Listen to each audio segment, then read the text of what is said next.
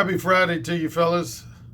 I know most of y'all wasn't expecting me to come back for a second time this week because starting with September of last year, September 2020, I rarely have done 2 or more videos in 1 week. I think this is my 3rd time. Yeah, starting with September 1st of last year up until now. This is only the 3rd time I've actually done 2 or more videos in like a 6-day period or less. Anyway, I'm basically coming back to respond to some feedback. Not too much, but some feedback I got from my very last video 2 days ago, when I talked about the video I did titled "Only Judgmental Men Experience Red Pill Rage." Only judgmental men experience red pill rage. And I got a lot of, first of all, I got a lot of fantastic positive feedback from that video. Some people ranked it as their favorite video of mine in 2021.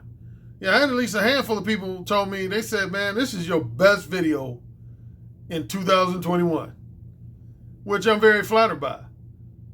And other people said they would rank it in my top 10 best videos ever, like over the last 4+ years. Some people said they would rank it in my top 10, top 15 best videos ever, which is extremely flattering. So, for starters, I got a lot of positive feedback.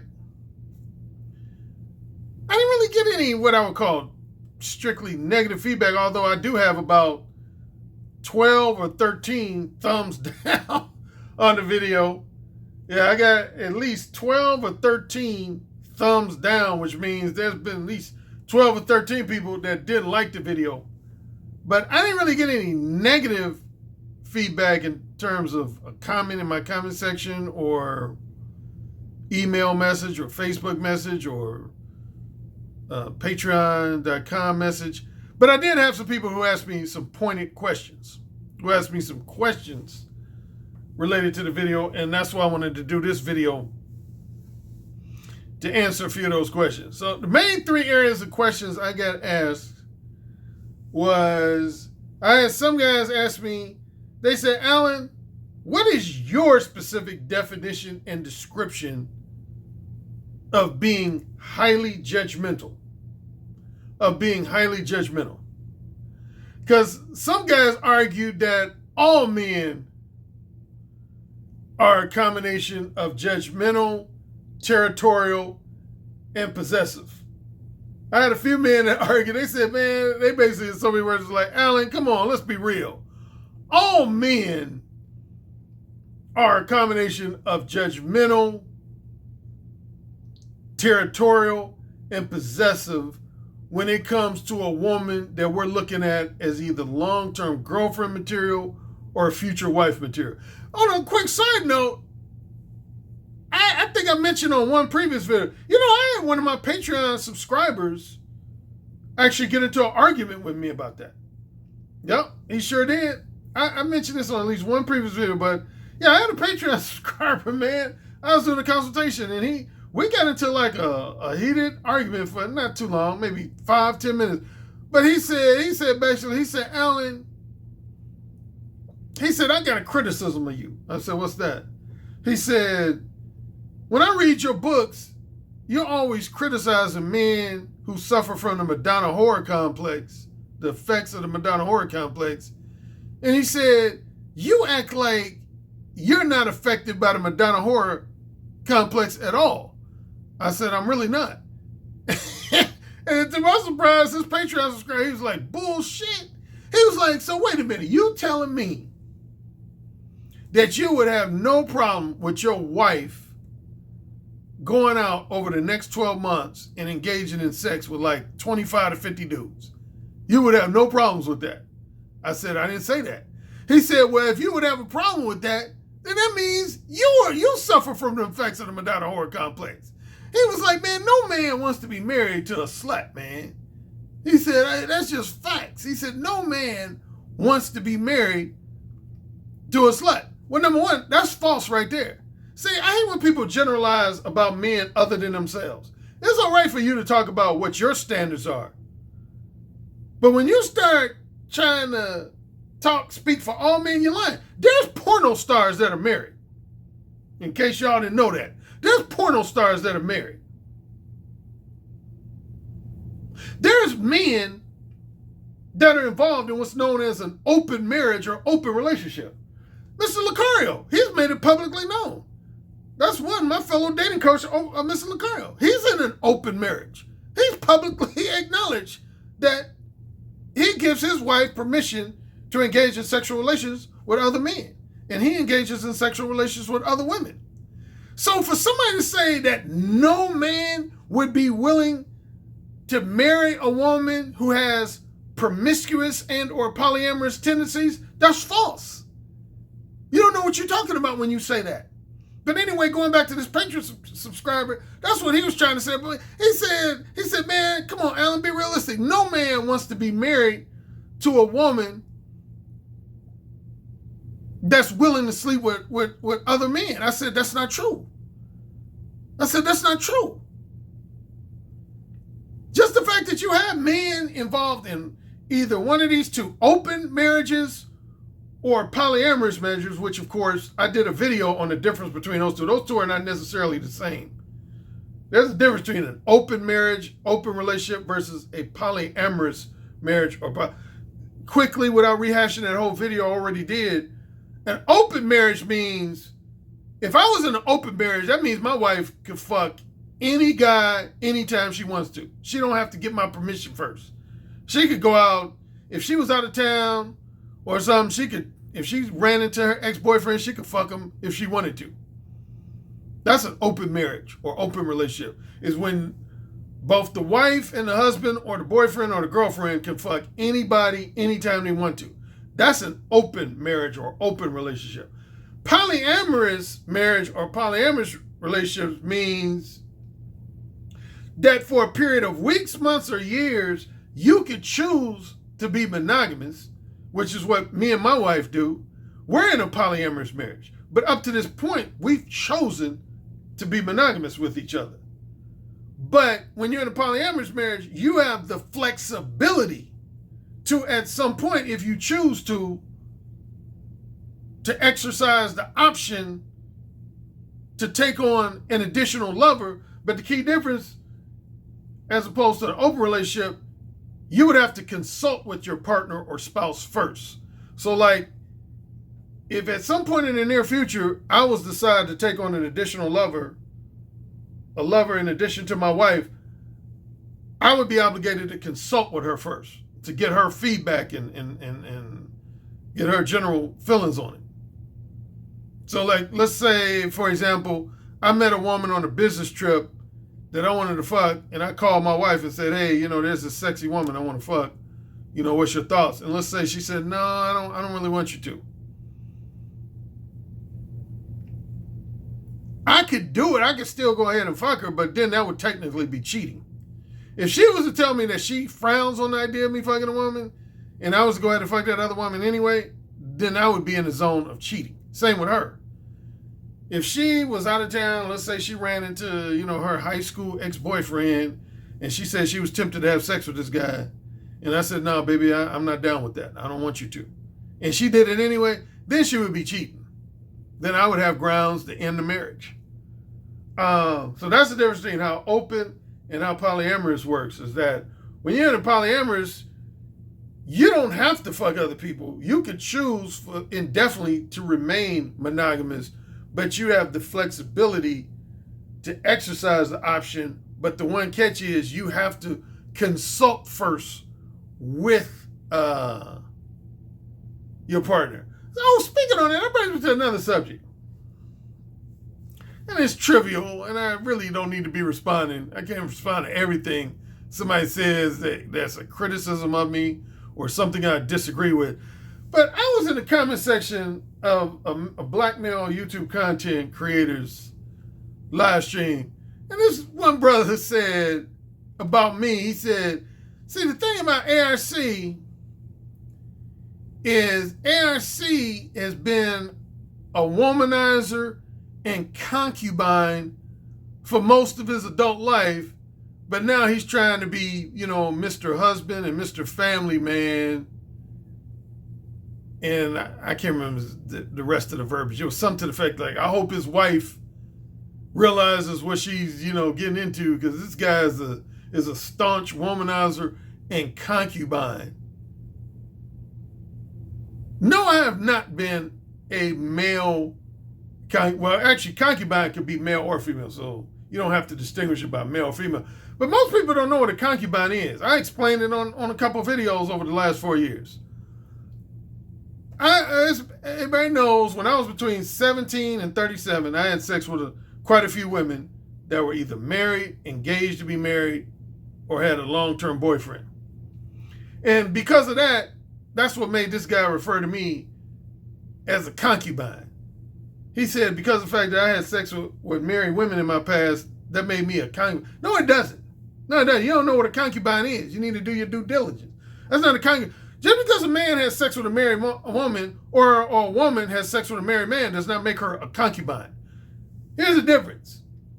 I'll start with women. If you're a woman that's having sex with a married man and that married man's wife doesn't know about you and hasn't given her husband approval to have sex with you, you are not a concubine. You're a mistress. That's what's called a mistress. You're a mistress. You're not a concubine. You're a mistress. A concubine would be if a woman was having sex with a married man and that married man's wife specifically gave him approval and permission to take on an additional lover. Then she would be a concubine. Same with a man. Same with a man. If you're a man and you're having sex with a married woman and that married woman's husband knows about you and is basically giving his wife permission and approval to engage in sexual relations with you, that means at that point, you would be a concubine. But if the husband doesn't know about you and has never given any permission or approval, you're not a concubine. You're just a side dude. In informal terms, you're just a side dude. In formal terms, you would be what's called a paramour. A paramour. Paramour. A paramour. That's the formal term for a side dude. The formal term for a guy that's fucking a married woman, but the husband doesn't know about it, would be called a paramour. The informal term is simply a side dude. I've been a side dude for a lot of married women. The only time when I've had sex with a married woman and her husband knew about it was, as most people know, I've been involved in the BDSM and polyamory lifestyle for a number of years. I do consultations with married and unmarried couples in the categories of BDSM and polyamory. And I've been what's known as a bull. And I don't want to get in a long digression, but there's been a few instances where I've been a bull. Never for a black couple, but for some white couples. And anyway, in short, in the instances where I was a bull, the married woman's husband knew about me, gave her wife approval for me to bang his wife. In some cases, they were in the room watching.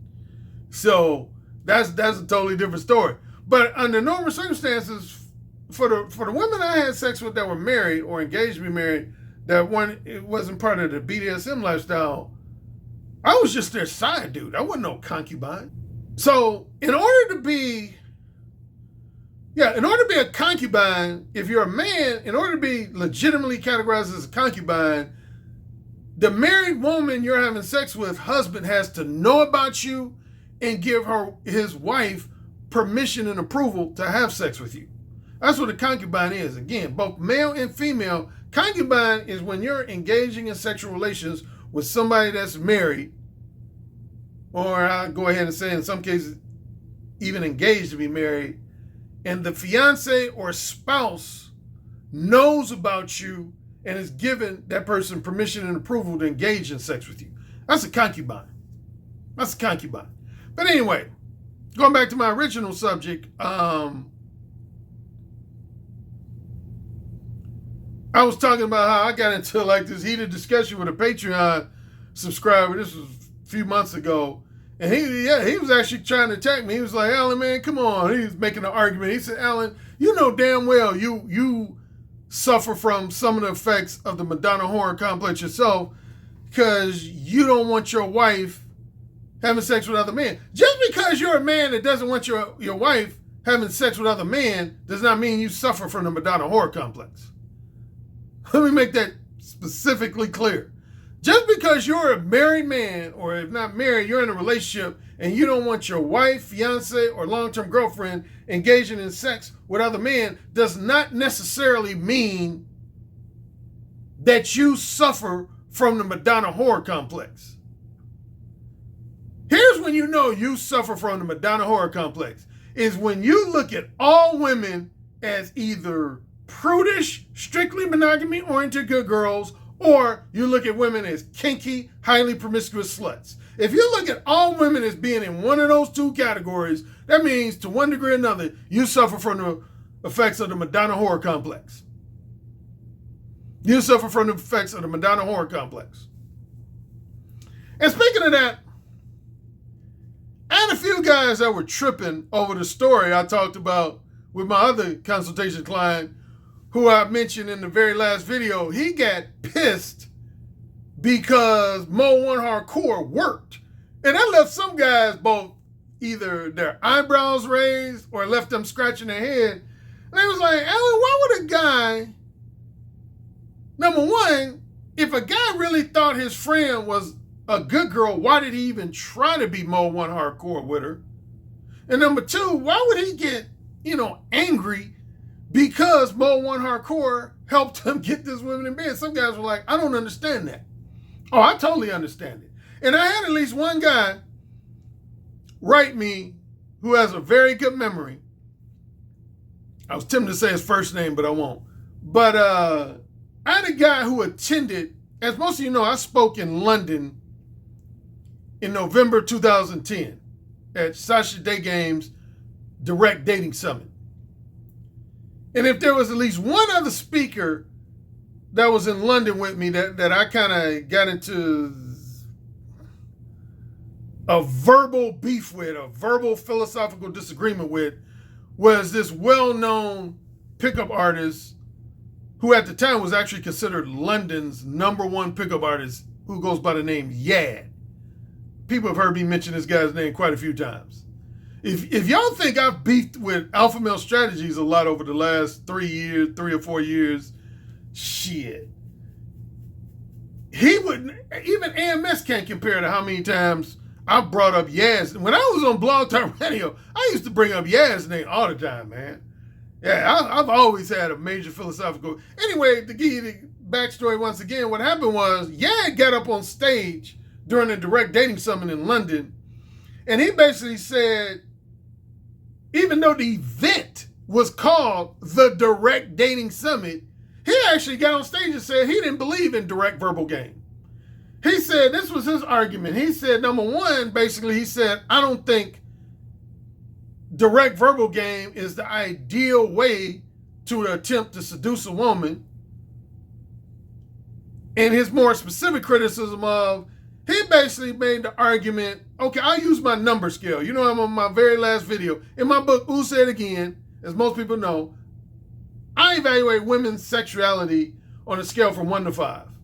A 5 is a woman who's not into short-term, non-monogamous casual sex at all. I mean, she doesn't indulge in it at all.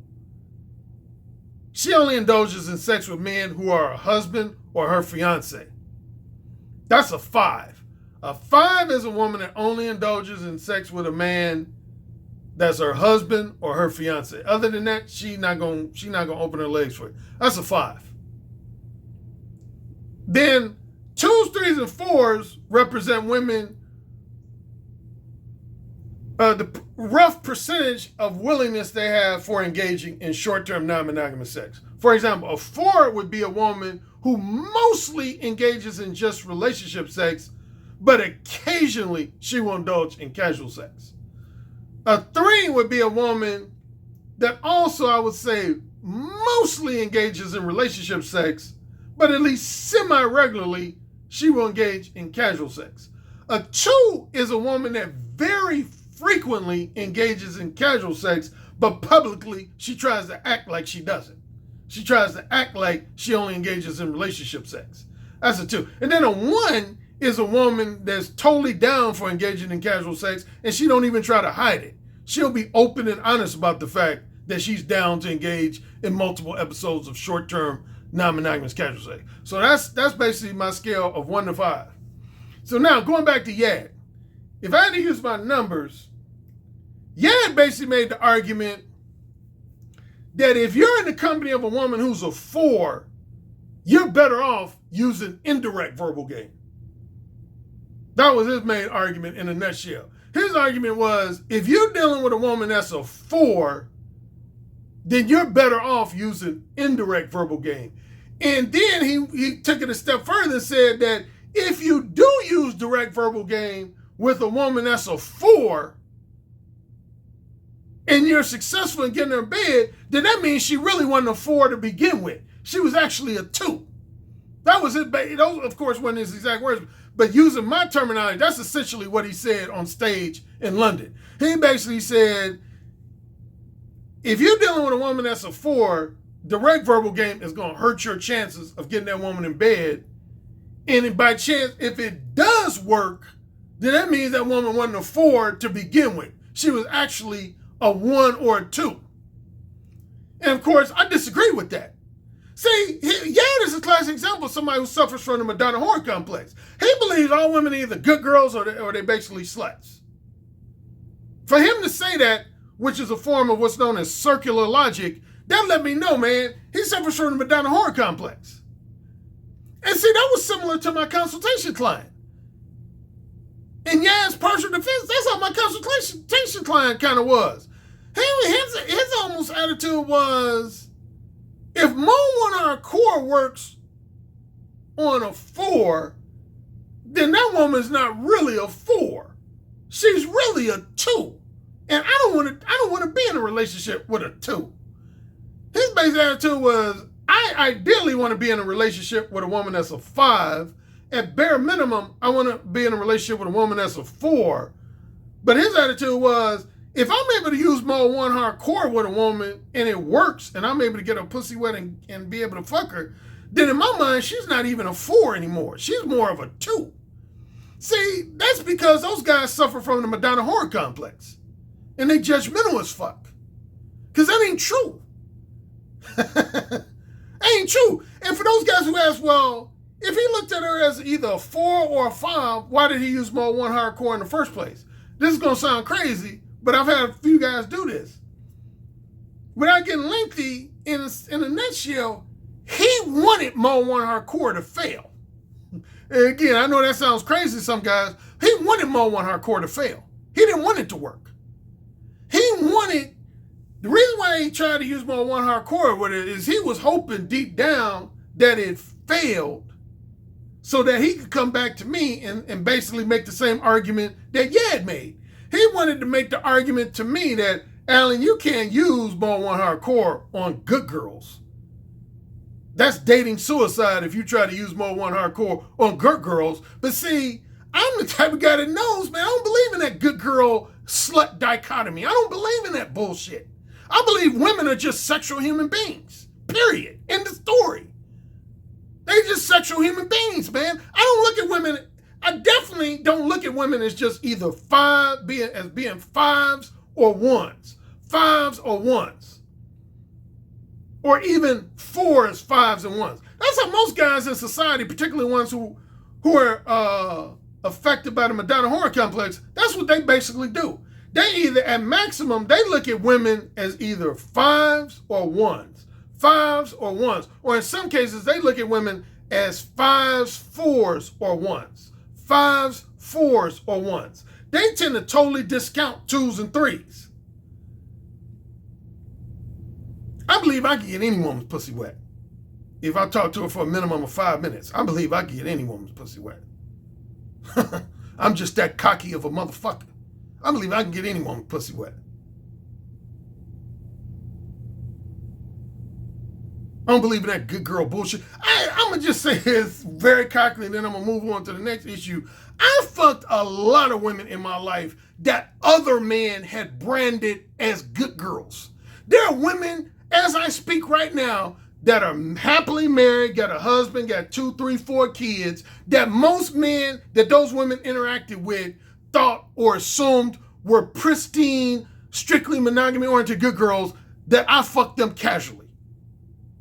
Then there's even an additional number of women that I didn't actually fuck them, but at minimum, I had hot, kinky phone sex with them.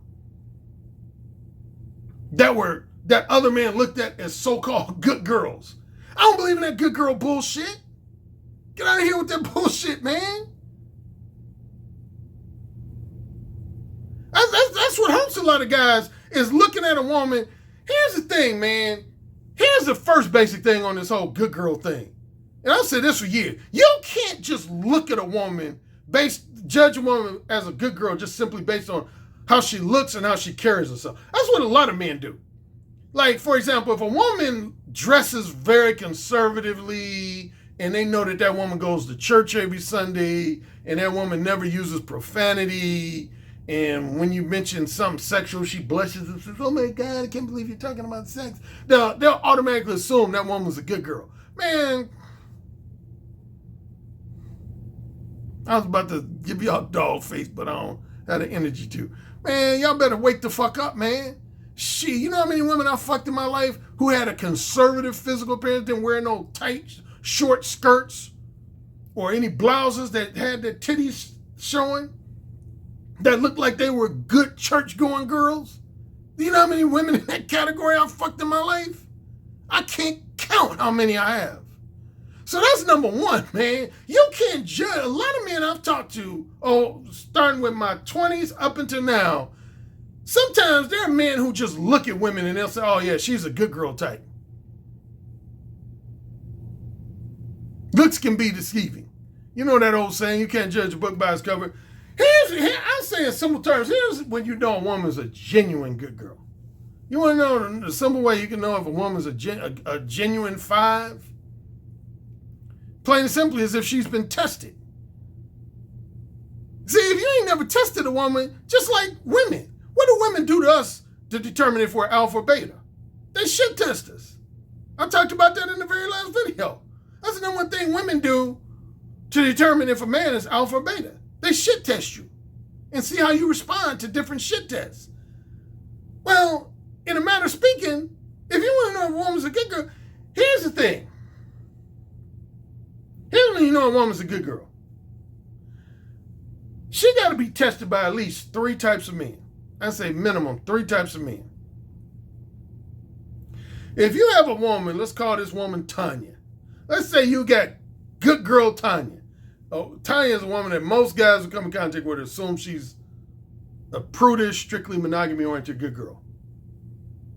And she's had at least 10 men that hit on her that were just, in her eyes, drop dead gorgeous, just amazingly good looking, nice face, nice physique, look like they got a big dick in their pants, in her eyes, and she ain't tempted to have casual sex with those guys at all. Good girl. Second group of guys who are financially generous, tricks and sugar daddies. She's ran across at least 10 guys that say, hey baby, I'll pay you $1,000 if you give me that pussy. I'll pay your car note for the next 6 months if you give me that pussy.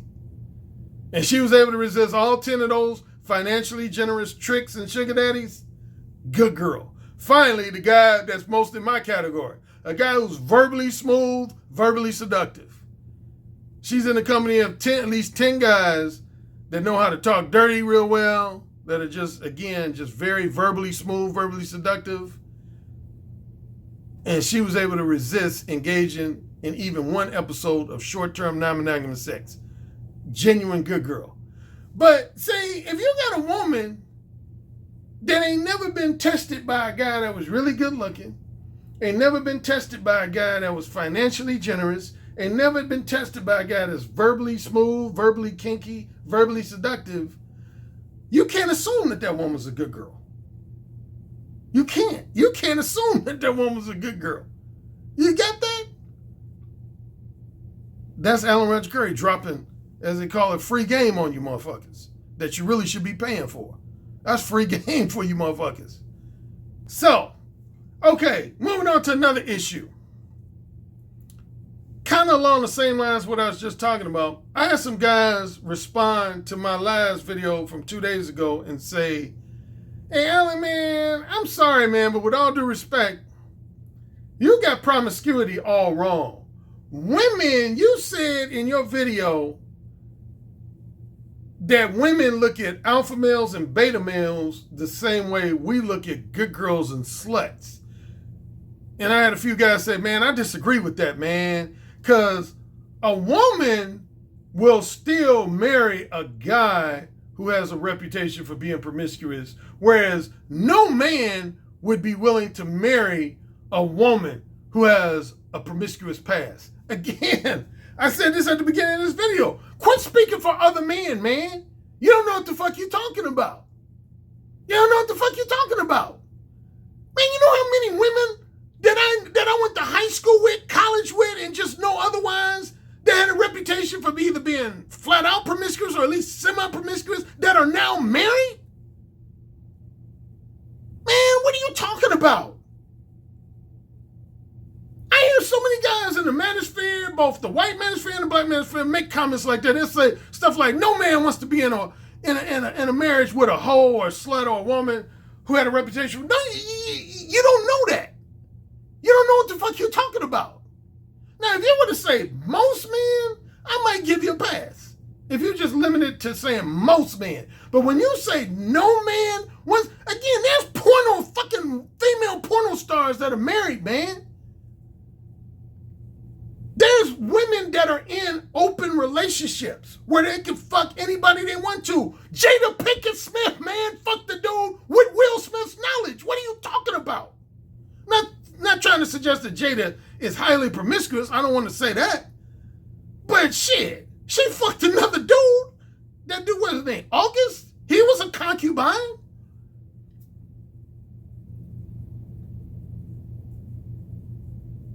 People want who they want. So that's number one, man. Quit saying this dumb shit about all men want women that are good girls for marriage, or no man wants to marry a woman who has, I got close friends that have told me that they knew their wife went through what most people call a whole phase, and they still married them. Y'all got to get up to the 21st century, man. We ain't living in the stone. We ain't living in the 1800s no more. See, that's what I'm talking about with this Madonna whore complex influences, man. We ain't living in the 1800s. Any woman you get into a long-term relationship, she ain't gonna be no damn virgin. All sluts started off as a virgin. Drops mic. Every woman you call a slut, at some point she was a virgin in her life. In other words, just because you marry a woman right now today that's a virgin, don't mean she ain't gonna fuck a bunch of motherfuckers after you marry her ass. Unless you're a naive, stupid motherfucker.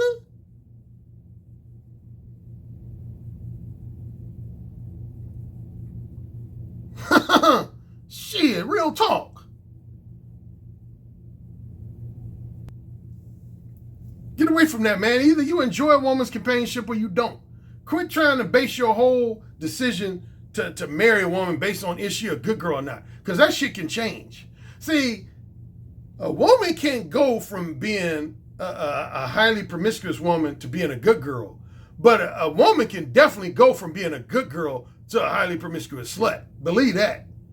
In other words, on my numerical scale again, you can't go from being a 2 to being a 5. You really can't. You can't go from being a 2 to being a 5, but you can go from being a 5 to being a 2.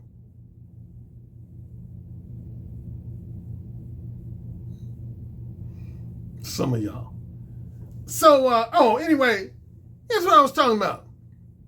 So some men said, they say, hey, Alan, man, you said that a lot of women would want to have casual sex with a womanizing alpha male, but they wouldn't want to marry that guy or be in a long-term relationship with that guy. And they were like, I disagree with that. I don't think women care about a man's promiscuous past. I don't think women care if a man has promiscuous tendencies. Oh, really now? Now, you know, I addressed this in a video before. So I don't want to really rehash the whole video I did. I did a video actually about this already, where it was called something to the effect of women pass judgment on men's promiscuity too. See, a lot of men, not all, but a lot of men have this mistaken impression that women are more accepting of a man being promiscuous than most men are of a woman being promiscuous. That's not true. Shit, if you think that's true, I would question the quality and caliber of women you've been interacting with. You've been interacting with some skanks, if I'm gonna be blunt. If you truly believe that based on the women you've talked to and interacted with, then you've been interacting with some low quality skank type women. I guarantee you, man, you know what? Man, high quality women, man, they don't want no male hoe, just like most men don't want a female hoe in a long-term relationship. They don't. I literally talked about a story in my very last video. There was a woman I used to mess around with in 2013. She basically said that to me. And I've had other women say that to me. But this woman who I messed around in 2013, she basically said that. She told me straight up, she said, Alan, I enjoy having casual sex with you, but she said, I would never marry you. I would never look at you as husband material or long-term boyfriend material. And she had two main reasons. She said, number one, you don't have enough career success and financial success for my standards. And number two, she said, you have too much of a reputation for being kinky and promiscuous. She said, I would never trust you. She said, I would never trust you. Only really women who are really open-minded and free-spirited and have polyamorous tendencies themselves are going to be down to be in a long-term relationship or marriage with a guy who's either promiscuous, polyamorous, or both. I've talked about that in previous videos. I'll get to that in a second. I was going to say something, but I'll get to that in a second.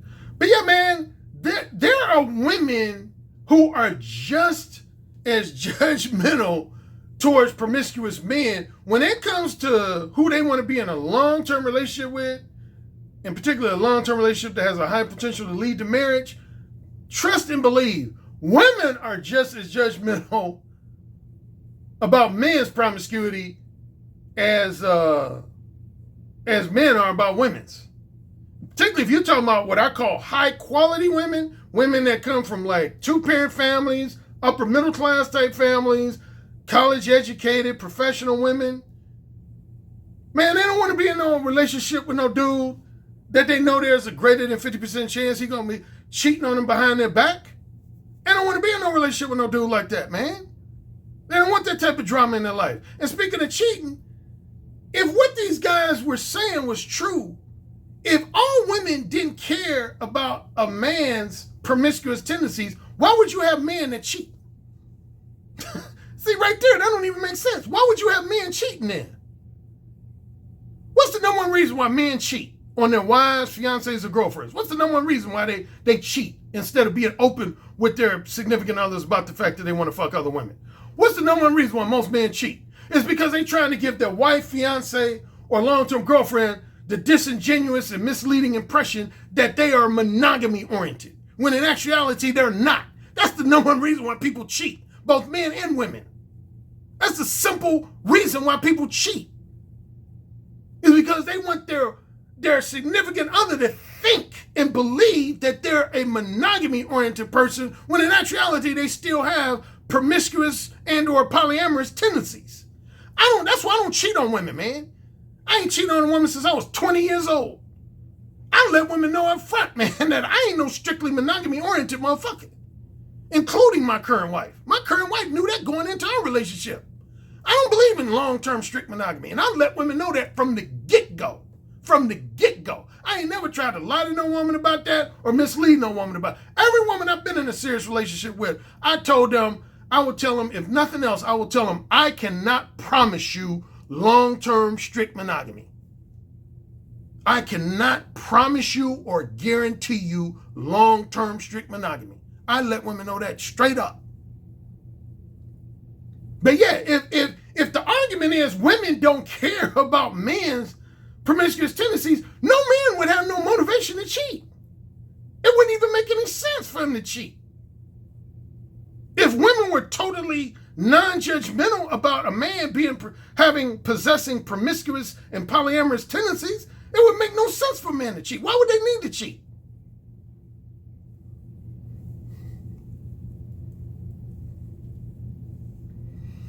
Next thing, now I did along the same lines. I made the comment. I said, yeah, the vast majority of women, they want to be in a long-term relationship or marriage with a man who's a financially self-sufficient, if not flat out wealthy, and a monogamy-oriented beta male.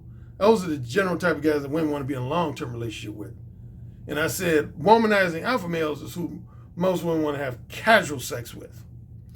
And I knew this question was going to come, and a handful of guys, it says, so Alan, in other words, since you're married now, are you basically saying that now that you're married, that means you're just a financially self-sufficient and monogamy-oriented beta male? That you're no longer an alpha male?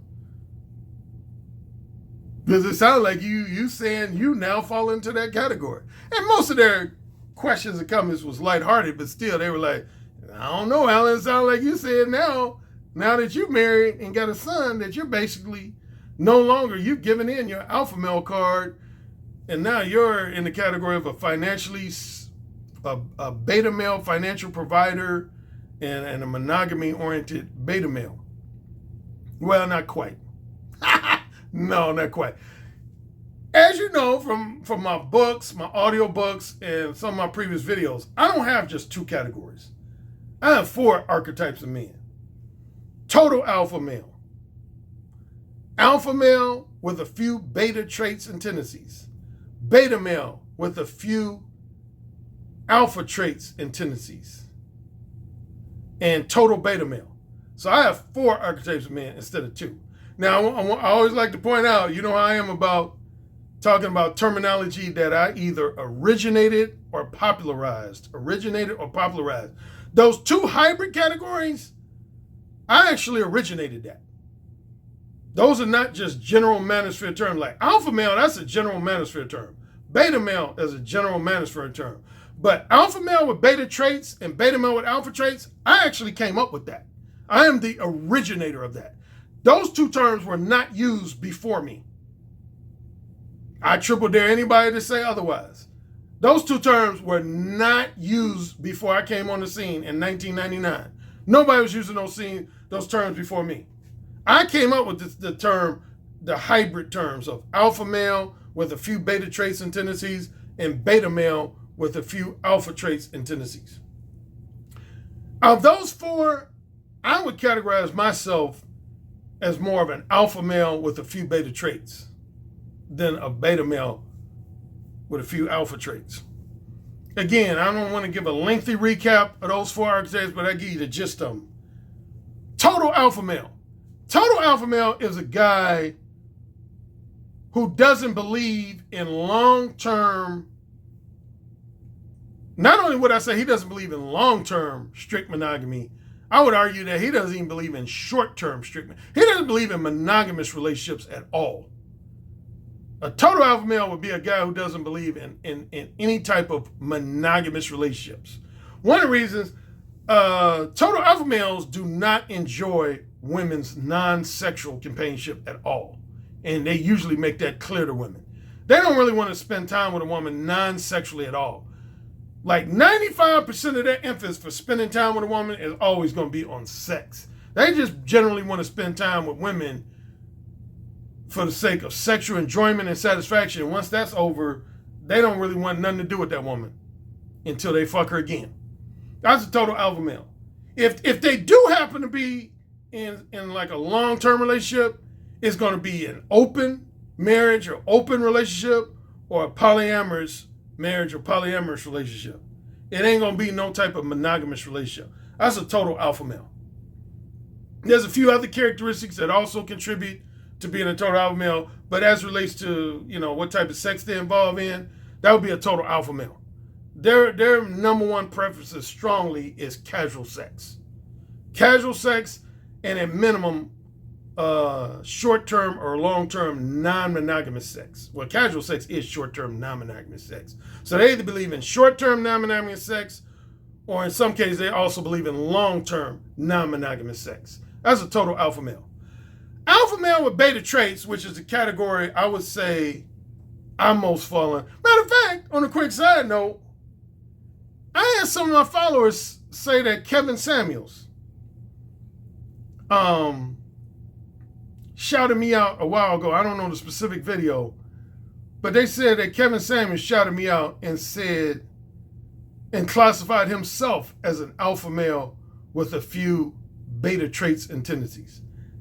If he did, I'll say thank you to him.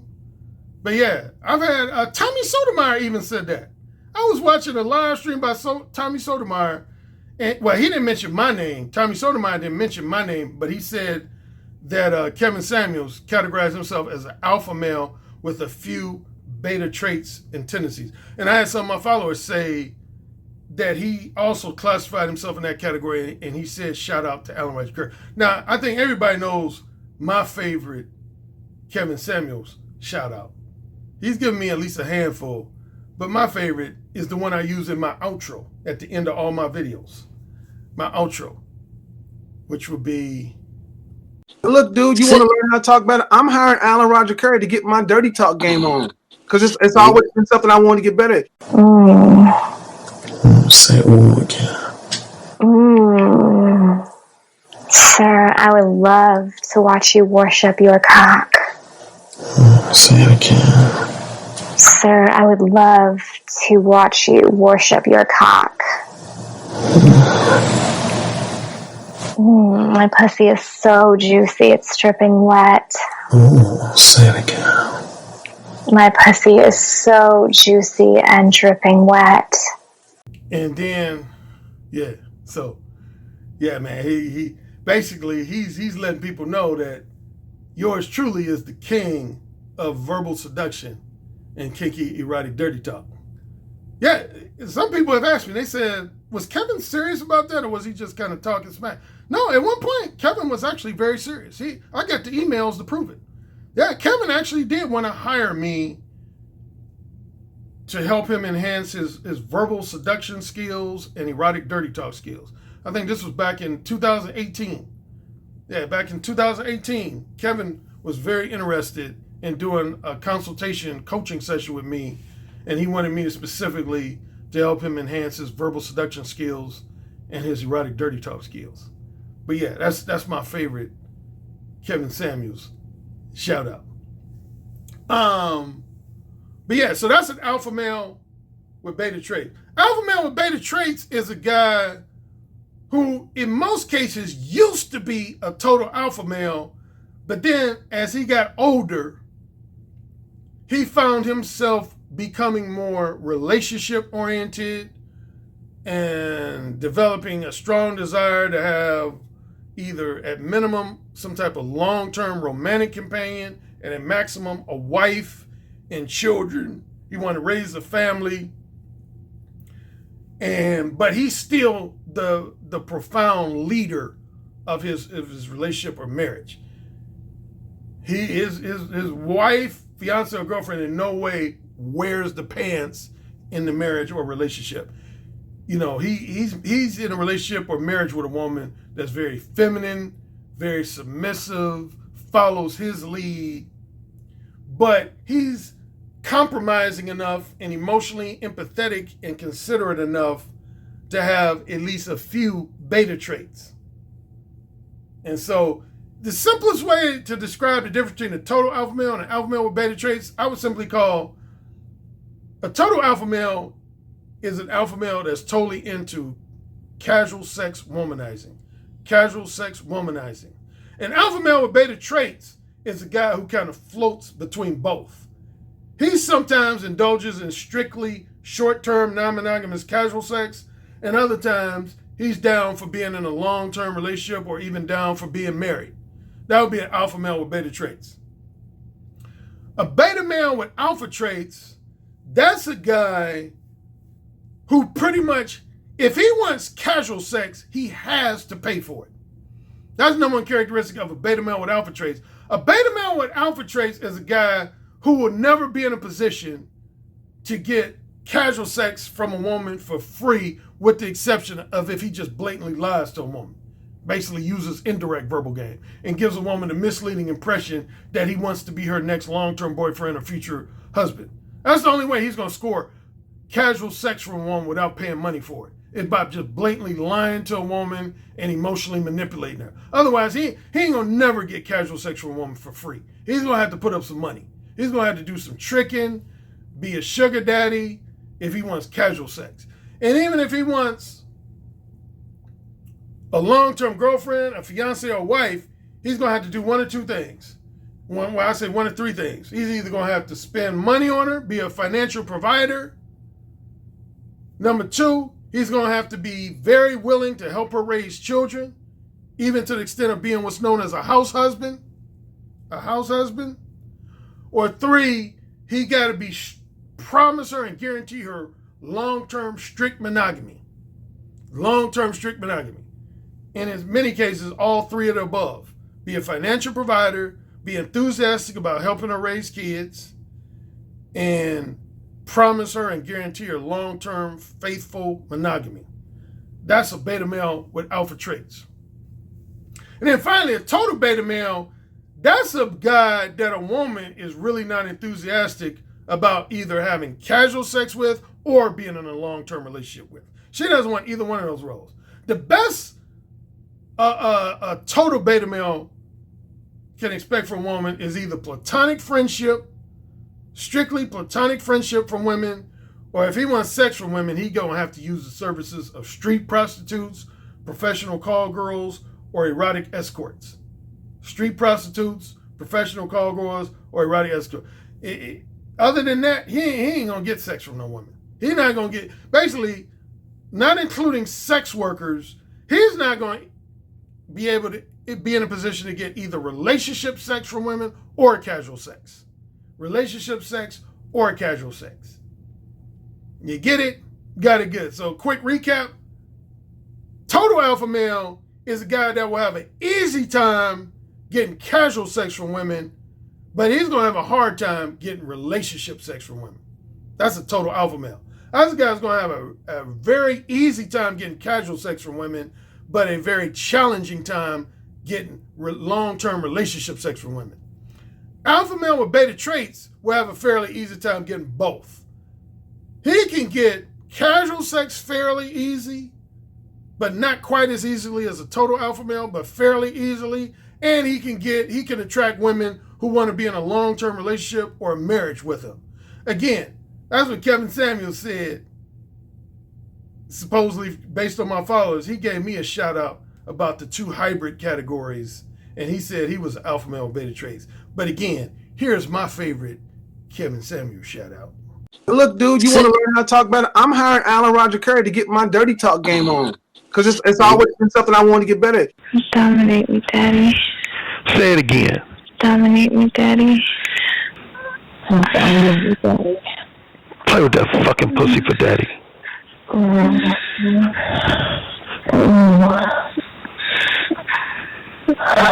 You two are my obedient what? Good bitches. Say it again. Good bitches. What you playing with for daddy? Pussy. Oh. Say it again. Oh.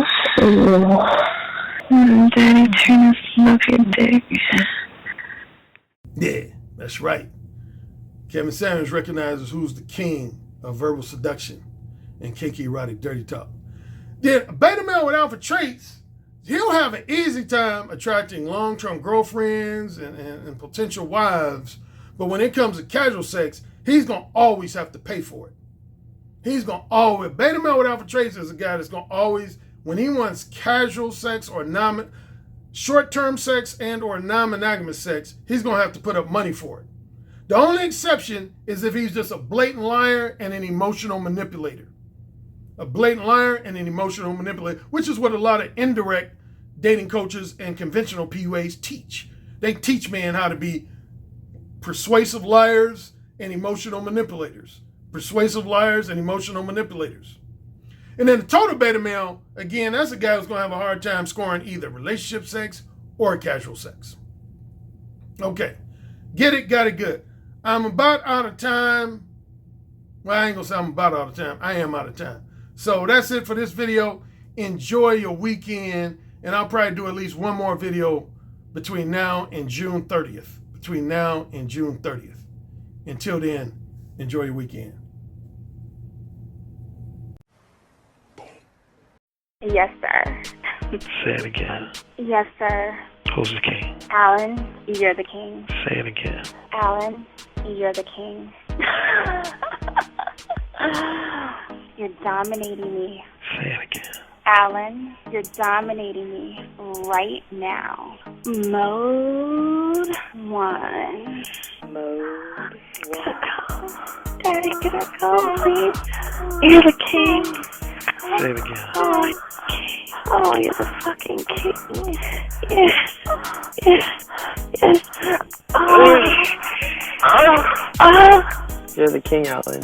AKA the king of verbal seduction. You know, it's the tone of your voice, how seductive your intonations are, the vibrations that you could just reach out over the phone lines and stroke a woman's breast just by the sound of your voice, how you could make her pussy so wet just by the sound of your voice. That's actually very hot. So you said my show was what? I said your show is powerful.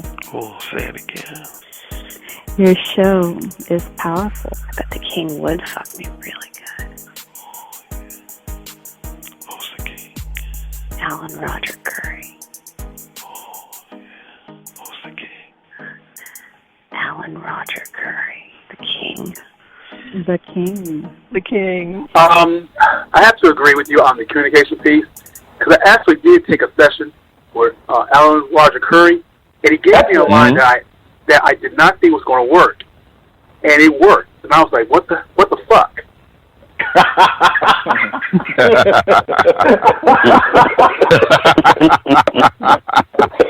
Oh my God! Guys, man, he's the master. He's the master of the verbal seduction. He got that communication piece down pat. It really worked. Yeah.